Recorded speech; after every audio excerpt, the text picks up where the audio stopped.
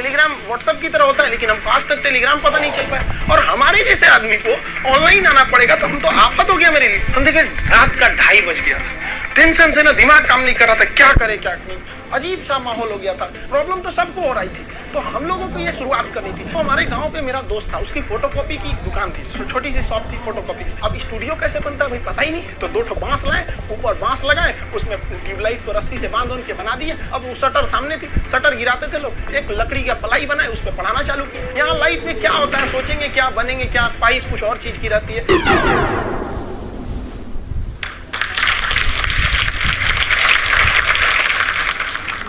जय हिंद। बेहतर से बेहतर होने का तलाश करें, मिल जाए नदी तो समंदर की तलाश करें। टूट जाते हैं शीशे पत्थर की चोट से, पत्थर टूट जाए ऐसे शीशे तलाश करें। आज हम आपसे बीच में बात करते हैं अपने बचपन की कुछ कहानियों के। देखिए हमारा परिवार एक जॉइंट फैमिली में, हम लोग एक छोटे से परिवार में जन्म लिए। सब लोग एक साथ रहते थे, अंकल सबका परिवार यहाँ पे, उसमें हम लोग के मकान के भी एक कमरे थे जिसमें हम लोग रहते थे। बचपन में हम बहुत बदमाश थे, मेरी मम्मी को सबसे ज़्यादा परेशानी थी। कोई जॉइंट फैमिली होने की वजह से क्या होता था कि परिवार में बहुत लोग रहते थे, मोहल्ले वाले, पड़ोस वाले, और उस समय मोबाइल वगैरह नहीं होती थी, हम लोग यही गुल्ली डंडा वगैरह खेलते रहते थे। डेली किसी न किसी से हम झगड़ा किए रहते थे। मेरी मम्मी परेशान होकर रहती थी, करेगा क्या जिंदगी में, बहुत परेशानी हो जाती थी। और बचपन में थोड़ा सा फाइनेंशियली प्रॉब्लम होने की वजह से हर चीज़ लिमिटेड तौर पे मिला। स्कूल हम एक नॉर्मल से स्कूल में गए, और पेंसिल वगैरह तक का भी बचपन में हिसाब मिलता था। पेंसिल खरीद के आती थी, उसमें से आधा काट के, आधा तुम लो आधा तुम लो, तुम्हारा पहले कैसे खत्म हो गया, तुम्हारा ज़्यादा कैसे चला, काफ़ी ये सब समस्याएं थी। घर के आगे एक कॉलेज था, उस कॉलेज में हम लोग जाते थे देखने के लिए, किसी का पेंसिल तो छूट नहीं गया, किसी का पेन, मतलब जो कुछ किसी का रह जाता था छुट्टी के बाद तो लेके आते थे लोग। या फिर किसी का मतलब कोई किसी के पेज में, किताब में, कॉपी में कुछ पेज सादा बच जाता था, तो हम लोग उसको कलेक्ट करके ले आते थे और मम्मी को देते थे। मम्मी देखिए इसमें 2 पेज सादा है, इसमें 3 पेज है, वो सबको ले आके एक जगह बनाते थे। मम्मी उसको सुई धागा से सिल देती थी और उसको हम लोग एक कॉपी बना लेते थे। आज भी आदत उसी में है। ये आज महंगी कॉपियों पर तो हाथ ही नहीं चलता है, वहाँ पर उसी भी आदत लग गई है वहाँ। और बचपन में हम लोग के घर पे गाय वगैरह भी थी, छोटे छोटे जानवर वगैरह, ये सब के पालने में इन लोग के लिए करते रहो। ये सब करते करते बचपना निकल गया।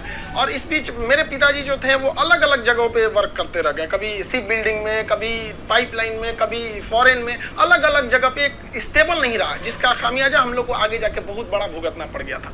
फाइनेंशियली खराब होने की वजह से हमको शुरुआत में, हम जब 8 पास किए तो वहीं से हमको फौज में जाने का थोड़ा सा जुनून लगा कि हमको फौज में जाना चाहिए। तो हम 9th में जब पढ़े थे, सैनिक स्कूल का एंट्रेंस का एग्जाम दिया, उसमें मेरा सिलेक्शन ही नहीं हुआ, पता नहीं क्यों सैनिक स्कूल में नहीं हुआ। तो फिर हमने पॉलिटेक्निक का दिया, तो पॉलिटेक्निक के भी उसमें देखिए एक्चुअली क्या है कि जो एकेडमिक पढ़ाई होती है उससे थोड़ा सा बेटर होता है जो कॉम्पिटिटिव होती है। तो 8 के बाद ही सैनिक के लिए कॉम्पिटिटिव वाला माहौल आ गया था। फिर पॉलिटेक्निक में दिया, उसमें रैंक अच्छा नहीं आया तो हम कहे छोड़ो, अब नॉर्मल 10th यानी मैट्रिक करते हैं, उसके बाद इंटर करते हैं। इंटर करने के बाद फिर हम लोग ने सोचा कि एनडीए का देते हैं। इस बीच AI ट्रिपल हम लोग के वक्त में होता था, AI ट्रिपल ही, उसको दिए। IIT के दिन तो हम सोए रह गए थे वहाँ। फिर एनडीए के गए सिलेक्शन के लिए, तो एनडीए में रिटेन एग्जाम हुआ, वो काफ़ी ठीक ठाक था।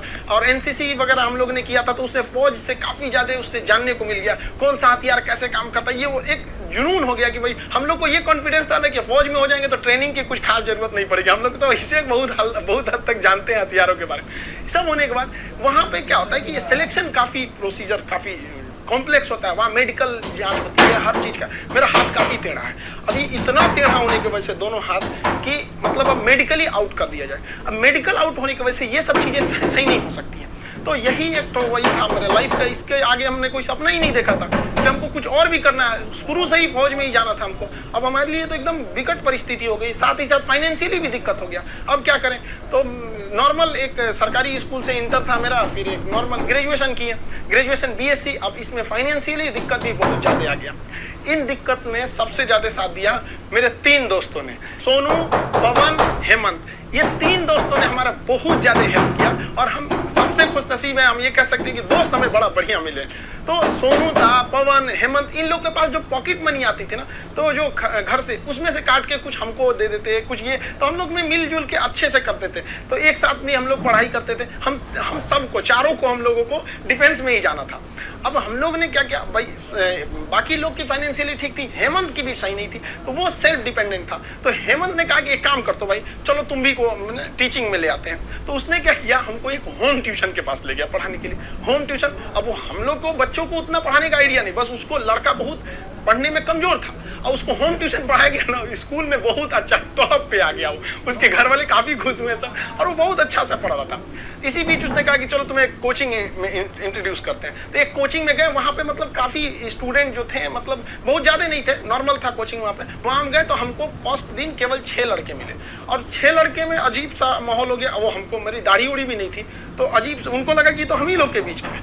तो हम 6 बच्चे को पढ़ाए, हमको भी खुद एम्बेरस फील हो रहा था कि ये लोग हमको उस तरह से देख क्यों नहीं रहे हैं। अब उसको 6 लड़कों से अगले दिन वो 50 हो गए, फिर 100, 150, इतना तेज बढ़ने लगा। अब वो कोचिंग वाला जो था उसको लगा कि नहीं भाई पैसा तो ठीक आ रहा है यहाँ पे, ये तो ठीक ठाक है। तो उन्होंने हमको कह दिया कि भाई देखिए सर, आपको अपना नाम, पता, एड्रेस, मोबाइल नंबर कुछ भी नहीं देना है। हम क्या, हमको जरूरत भी नहीं है इसकी, हमको चुपचाप पीजी वगैरह करना है यहाँ पे। हमारी तो फौज का सपना टूटा था, समझ में नहीं आ रहा था करे क्या करें यहाँ पर, क्योंकि लाइफ बड़ी अजीब चीज होती है। जब तक आपको समझ में आएगी आधी बीत चुकी रहती है। यहाँ लाइफ में क्या होता है, सोचेंगे क्या, बनेंगे क्या, ख्वाहिश कुछ और चीज की रहती है। यही है जिंदगी, सबको इसी के साथ चलना रहता है। तो हमने कहा कोई बात नहीं। उन्होंने कहा कि चलो भाई, हमारा उनको नाम पता था तो टाइटल की वजह से उन्होंने खान नाम दे दिया, खान सर। धीरे धीरे वहाँ पे पढ़ाते रहे, वहाँ पे लड़के बहुत हो गए। वो कोचिंग वालों को पैसा ज्यादा दिखता था, हर में हमें बच्चों का करियर दिखता था। वो कहते थे कि सर इतनी कम फी में आप इतना क्यों बता रहे हो। हम कहे सर हम कैसे करें, उनके साथ किस तरह से हम कह देंगे कि तुम्हें कम बता। इस वजह से थोड़ा सा टसल हो गया, हमको वो छोड़ना पड़ गया कोचिंग। फिर दूसरे जगह गए, तीसरे जगह। उसके बाद से हम लोग ने यहाँ पर आके अपना खान जीएस रिसर्च सेंटर किए। तो हमारा यहाँ पे कुछ खास जानकारी नहीं थी पटना में, क्योंकि हम लोग गांव एरिया से आए थे। तो यहाँ पे कुछ पार्टनर्स वगैरह को कुछ ढूंढे यहाँ के लोगों को। उन लोगों ने तो सत्यानाश ही कर दिया। उन लोगों ने सारा चीज, 6 महीने बाद उन लोगों का फुल प्लानिंग था कि कोचिंग को हड़प लेना है। उन लोगों ने कहा कि बेंच भी मेरा, कुर्सी मेरा, पंखा में, सब कुछ। हम तो परेशान हो गए, मेरे पास कुछ भी नहीं बचा। ये हाल कर दिया लोगों ने कि हमारे जेब में केवल 40 रुपया बचे थे और घर लौटने के लिए 90 रुपए चाहिए था। हम परेशान हो गए, भाई कम से कम 90 तो छोड़ो, घर चले जाए यार पे, यहाँ पे क्या कर दिया। कोई दिमाग काम नहीं कर रहा था। तो गंगा के किनारे हम बैठे थे शाम के वक्त में, टेंशन में। यहाँ पर सोचे कि अब टेंशन में जाएंगे अब रूम। तो यहाँ से जब रूम पे गए, वहां पे पता चला वो दरवाजा खटखटाए तो कोई खोल ही नहीं रहा था। बड़ा देर बाद खोले तो मुझे कहाँ थे, यहीं पे नदी बैठे थे, टेंशन में थे थोड़ा सा। कितना टाइम हो रहा है, हम कहे यही 7-8 बज रहा होगा। तो उन्होंने कहा कि घड़ी देखो। हम देखे रात का 2:30 बज गया था। टेंशन से ना दिमाग काम नहीं कर रहा था, क्या करे क्या नहीं, अजीब सा माहौल हो गया था। अब हमको समझ में आ गया कि भाई हमारे पास केवल 40 बचा है, यानी ऊपर वाला हमको रोक रहा है यहाँ पर किसी ना किसी वजह से, तो हमें रुकना चाहिए। अब फाइनली हमने भी डिसाइड कर लिया कि अब हमको अपने फिर से एक नई शुरुआत करनी है। इस बीच हमको एक अनुभव मिला कि भाई सब पर आप आंख बंद करके भरोसा नहीं कर सकते। अब टीचर और स्टूडेंट का एक रिलेशन भारत में बहुत बेहतरीन है, ये आदि काल से देखा जाता है। तो हमने क्या किया ना, अब कोचिंग्स में ना स्टूडेंट्स जो थे, बहुत जो पुराने थे, जिनका मान के चलिए कहीं जॉब हो गया, अभी ज्वाइनिंग लेटर का वेट कर रहे हैं ऐसे, तो उन लोगों को रखे कि भाई देखो हम लोग को फिर से शुरुआत करनी है, क्योंकि ऐसे हम लोग छोड़ नहीं सकते। क्योंकि यहाँ पे क्या हो गया कि कोचिंग एक इंडस्ट्री बन चुका है, लोग इसको इनकम सोच रहे हैं। अब हम लोग आंख में इसलिए खटकते थे, हम लोग के लिए पैसे मायने नहीं रखते थे, लड़कों का पढ़ाई मायने रखता था। तो प्रॉब्लम तो सबको हो रही थी, तो हम लोगों को ये शुरुआत करनी थी। अब शुरुआत किए कैसे तैसे, थोड़ा बहुत पैसे से स्टार्ट किए लोग। अब वहाँ पे क्या है कि जो गरीब है पैसे मत दो भैया, विकलांग हो मत दो, कभी कोई इस तरह से जोर नहीं दिया गया। इस वजह से ही फाइनेंशियल प्रॉब्लम है। अगर अदरवाइज में आदमी पैसे के पीछे पड़ा रहता तो कोई प्रॉब्लम नहीं था।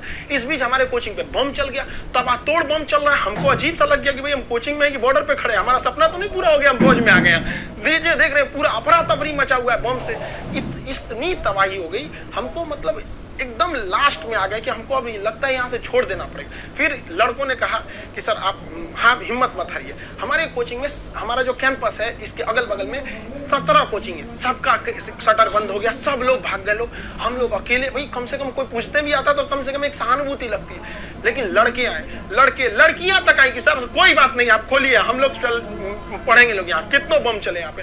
तो हम क्या किए, पूरे कैंपस में मेरे कोचिंग पे सुबह में बम चला था, शाम वाले बैच में पूरे फुल प्लेजेड से स्टूडेंट आए थे, और जो बच्चे पढ़ रहे थे उसके अगले बैच के बच्चे नीचे खड़े होकर कह रहे थे कि अगर बम चलेगा तो पहले हमारे ऊपर बम चलेगा, कोचिंग को कुछ नहीं होने देंगे।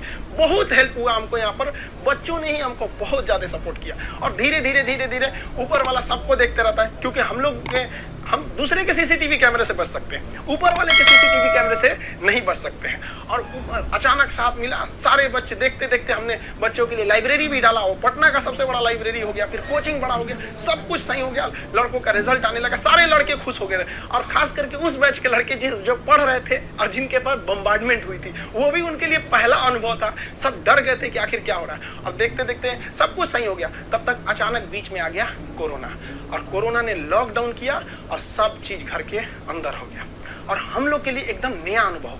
और नॉर्मल जब कोरोना हुआ, शुरुआती लॉकडाउन इतना स्ट्रिक्ट था, पता चला कि अब तो आपको ऑनलाइन ही पढ़ाना पड़ेगा। और हमारे जैसे ऑनलाइन आदमी को ऑनलाइन कुछ पता ही नहीं, फेसबुक चलाना नहीं आता हमको, सुनते हैं कि टेलीग्राम व्हाट्सएप की तरह होता है, लेकिन हमको आज तक टेलीग्राम पता नहीं चल पाया। और हमारे जैसे आदमी को ऑनलाइन आना पड़ेगा, तो हम तो आफत हो गया मेरे लिए। तो हमारे गांव पे मेरा दोस्त था, उसकी फोटोकॉपी की दुकान थी, छोटी सी शॉप थी फोटोकॉपी की। अब आप समझ सकते हैं फोटोकॉपी की दुकान पे क्या इंफ्रास्ट्रक्चर, कितनी बड़ी बिल्डिंग तो होगी नहीं, छोटा सा जगह था।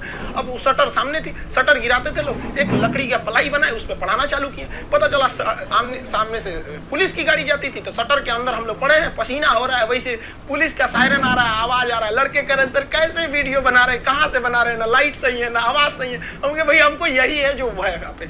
मेरा सारा सेटअप जो पढ़ाने का इंस्ट्रूमेंट होता है, जो पीछे पैनल लगे होते हैं पढ़ाने के लिए, वो सारा पटना में रह गया था, और हमारे गांव में ऐसी व्यवस्था नहीं थी। हम क्या करें। और जो 2020 का लॉकडाउन था, बहुत ही स्ट्रिक्ट लॉकडाउन था, तो उस लॉकडाउन में हमको आना था पटना, कैसे भी आने का कोई साधन नहीं था। तो हम ट्रक के क्लीनर बन के आए थे, खलासी जो होता है, ऐसे गंजी पहन के गमछा बांध लिए थे, चलो चलो चलो, ऐसे क्लीनर बन के आए यहाँ पे, खुद ही लोड किए, सब कुछ किए और लेके जाए। अब स्टूडियो कैसे बनता है भाई पता ही नहीं है, तो 2 बांस लाए, ऊपर बांस लगाए, उसमें ट्यूबलाइट को रस्सी से बांध के बना दिए, और वैसे ही पढ़ाना चालू किए लोगों को। अब वहाँ मेरे पास हर साधन आ गए पढ़ाने वाला, अब लोगों को समझ में आने लगा, धीरे धीरे धीरे धीरे लोग पसंद करने लगे यहाँ पे, हाँ ये बात सही है। अब हमारे एक दिल्ली के हमारे एक मित्र हैं मिश्रा जी, उन्होंने सारा सेटअप किया कि ये कैमरा ठीक रहेगा, ये लाइटिंग ठीक रहेगी, ऐसे ऐसे सही रहेगा। उन्होंने बहुत बेहतर काम कर दिया, मेरे लिए अच्छा हो गया। अब इस बीच अब लड़कों का कोर्स चालू करने के लिए एप्लीकेशन बनाने लगे, तो धीरे धीरे धीरे धीरे लड़के एप्लीकेशन पे देखने लगे, यूट्यूब पे। और हमको तो आज तक समझ में नहीं आया कि यूट्यूब पर एजुकेशन के फील्ड को हम ऐसे देखते हैं कि वो लोग भी कमेंट करते हैं, कहते हैं कि सर हमारा किसी जनरल कंपटीशन, हम किसी कंपटीशन की तैयारी नहीं करते हैं, ना ही हमको कोई एग्जाम से मतलब है, फिर भी हम देखते हैं। हमको इस बात की इतनी खुशी होती है, इसलिए नहीं कि वो लोग हमारा वीडियो देखते हैं, इसलिए कि जो लोग पढ़ाई छोड़ दिए हैं उनको भी इस बात का अफसोस है कि हमने पढ़ाई क्यों छोड़ा। और ये कंफर्म है कि वो अपने बच्चों को या समाज को आगे पढ़ने के लिए जरूर करेंगे, और इस देश को जो पीछे गया है उसको आगे ले जाने का एकमात्र रास्ता है शिक्षा। क्योंकि शिक्षा जिसके पास रहेगी वो कभी किसी से नहीं डर सकता है, अपने अधिकार के लिए खड़ा रहेगा। तो काफी खुशी होने लगी, लेकिन ऑनलाइन का हमको बहुत ज्यादा आइडिया नहीं लगा। तो धीरे धीरे धीरे धीरे क्या हुआ, संघर्ष आगे बढ़ा। अब होता क्या है कि लाइफ में कभी इंसान कोई लिफ्ट की तरफ बढ़ जाता है तो उसको काफी खुशी होती है, अरे बाप रे बहुत ऊंचाई पे आ गए। लेकिन जो सीढ़ियों की तरफ बढ़ता है ना, ऊपर जाके उसको एक थकान होती है, लेकिन दिल से एक सुकून भी मिलता है कि मेहनत से बढ़े। तो उसके लिए ऊंचाई बहुत मायने नहीं रखती है। तो जो लोग देखेंगे ना उतराने लगते हैं, अहंकार कर देते हैं, वो समझो लिफ्ट से बढ़ा है सब वहां पे। तो जीवन में कभी किसी को अहंकार तो करना ही नहीं चाहिए यहाँ पर, और ना ही दूसरे की बुराई करनी चाहिए। दूसरे की बुराई से कोई फायदा नहीं मिलता है, आपस में मिलजुल कर रहना चाहिए। बुझ जाते हैं कभी दिए तेल की कमी से भी, हर बार कसूर हवाओं का नहीं होता है। आखिर में हम आप सबसे यही कहना चाहेंगे कि ये दुख, ये दर्द, ये गम, ये सब तेरे अंदर है। तू खुद के बनाए पिंजरे से बाहर निकल के देख, तू अपने आप में एक सिकंदर है।